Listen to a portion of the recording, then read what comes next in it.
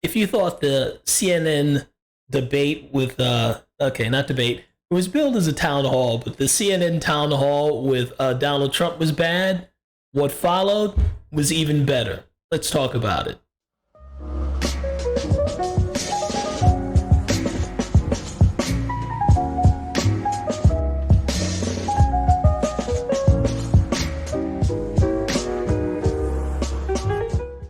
Hello, everyone. This is Keith. Welcome to the Ghetto Sapien channel, your home of inner city intelligence. And speaking of Ghetto Sapien, I would like to indoctrinate Representative Byron Donalds as is into the Ghetto Sapien crew. His home dude is a real Ghetto Sapien. He's actually born and raised in Brooklyn, my home. Yeah. And I think one of his parents is Jamaican, so that makes him even more of a Ghetto Sapien, even though you don't have to be West Indian to be a Ghetto Sapien. Just grow up in some inner city and just gain some wisdom from the street life there, and you're a Ghetto Sapien too. So anyway, Byron Donalds was on the CNN panel. That was the after show after the CNN town hall with Donald Trump that left CNN like a smoking ruin. It was pretty bad, but this was even worse. Let me play it for you, and I'll do some hot takes on it as it's going. A couple of things. First of all, town halls are for the voters, not for the press, not for the person who's the moderator.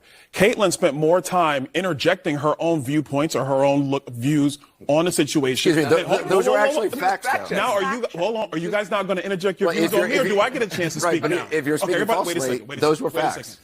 The town hall is for the president to speak to the voters of New Hampshire, not for this back and forth with media. That's number one. Hold on. And that is absolutely correct. The town hall is for the voters to speak to the president or whatever politician is there trying to get their votes. No one gives a crap about the moderator, what they got to say. 100% agreement. That's number one. Number two, with respect to Ukraine, I totally disagree. He did not say he was just going to give over Ukraine the way you intimate, Van. He did not say that. He didn't say what he said. He did not say that he would what he said is that he would actually look for a solution to end it quickly. He put 24 hours on it, but let's be very clear. What Joe Biden has done has been a disaster, because initially with Ukraine, Joe Biden wanted to give Vladimir Zelensky a ride out of Dodge. He wanted to give him a plane ride, and it wasn't until people in Moscow, in Ukraine, here in the United States said this invasion is wrong that Joe Biden reversed course. Do you want a victory in Ukraine? Someone needs to ask these Democrats who keep talking about, do you want a victory in Ukraine?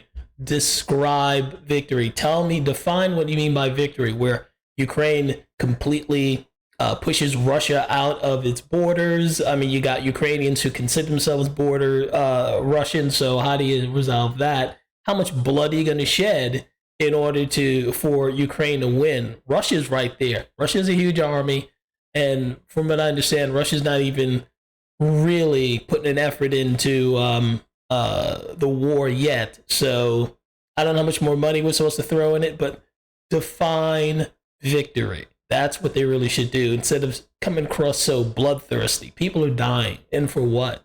Do you want a victory? I'm just trying to respond to everything that's been coming up on the table. Last thing, let me say this. We spent 22, 23 minutes talking about January 6th.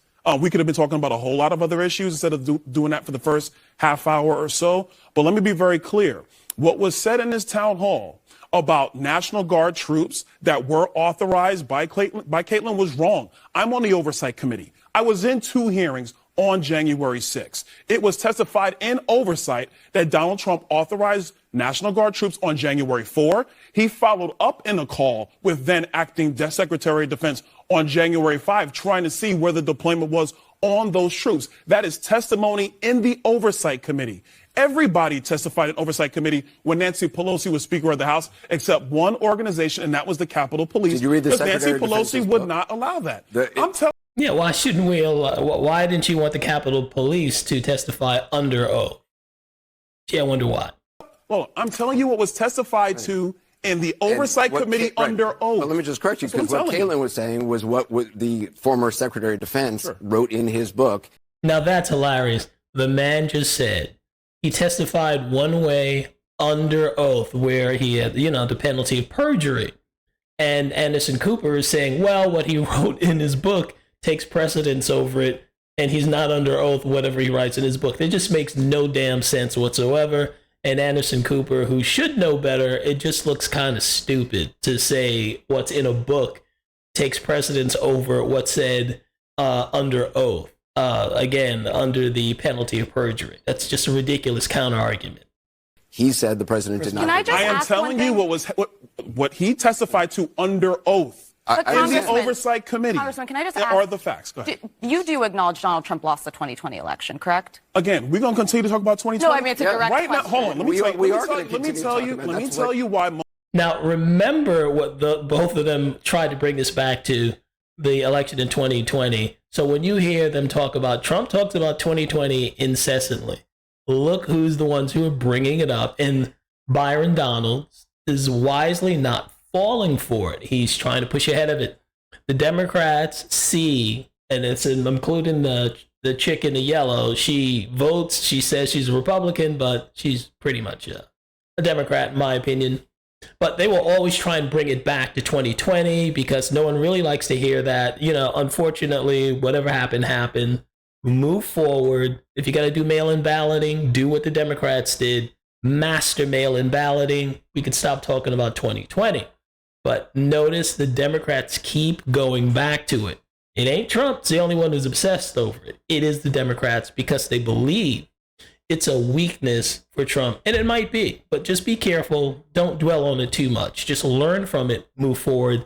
That is exactly what Rep. Donalds is doing. Those voters are frankly kind of tired of y'all bringing this up. Inflation, border. You don't have the courage to express your opinion about what I'm a Republican voter. See, they keep going back to 2020. Just notice that. Republican voter. Voters want to talk about inflation, the border, fentanyl, the debt ceiling, foreign policy. If you want to talk about the 2020 election, let's talk about this. We do know that Mark Elias was in many jurisdictions suing to actually change election procedures, which, by the way, is at the hands of the state legislature in every state, according to the Constitution. Not in the hands of courts, not in the hands of the Supreme Court, the state legislature. We do know that to be a fact. We do know that true. You won't state your opinion about factually what happened in the 2020 election. You guys election? want me to make. Good Lord, see if you notice, most of this discussion, a good chunk of it is them trying to get him to say something about 2020. Again, the obsession is on the Democrat side in this case. Just anything they accuse you of, they're guilty of. Just remember that. Make a state, and this is, Frank, let me tell you right now, this is what's frustrating to a lot of people. You want me to state it the way you want me to state it. No, I don't. I am telling you. I want you to just answer the question. And the reasons behind why certain people look at the 2020 election the way that they do. I understand why some people believe it. Moving forward into 2024, a couple of things are very, very clear. The nation is a mess. Our border is overrun. Inflation is crippling every family. Republican, Democrat, Independent. Those are the facts of the matter in 2024, not 2020. Can I just ask you a question? Not 20. That is what they don't want to talk about. They want to talk about 2020. They don't want to talk about your eggs costing $20. They don't want that conversation. They want you to think about anything other than the world's on fire ever since Biden got in office, and no one should be surprised about the current outcome of his presidency, because we don't even know if we know he's not running the country. You can look at him and tell someone else is running it. So whoever voted for Biden didn't get Biden, they got something else. And probably that time when they voted, they didn't care, just anyone but Trump. They got anyone but Trump and anyone but Biden too for the bargain. My whole point here is you can see why the Democrats are, I'll just say the establishment, because it includes some Republicans too. They don't want debate. Byron Donalds took on five or six CNN panelists all by himself. He's just using reason and logic and the Socratic method. He did a fantastic job. If there was more of that kind of an open debate, there'd be fewer Democrats, fewer leftist Democrats, fewer members of the establishment. That's why they have to hide behind censorship. They need censorship. They need coercion. because their policies don't work, but they can't allow that. They can't allow you to make the connection between you voting for blue and your city's on fire. They just can't do that. And censorship helps them. Social media censorship, federally backed censorship by the FBI, things like that. That's what they need. They can't thrive in the open market of ideas, so they gotta kill it. But I think Rep. Donaldson did such a great job. He's someone to follow, and I think he has a bright future out there. Again, lots of respect to my fellow ghetto sapien, and I wish him well. And that's my opinion. What's yours? Like, share, comment, and subscribe.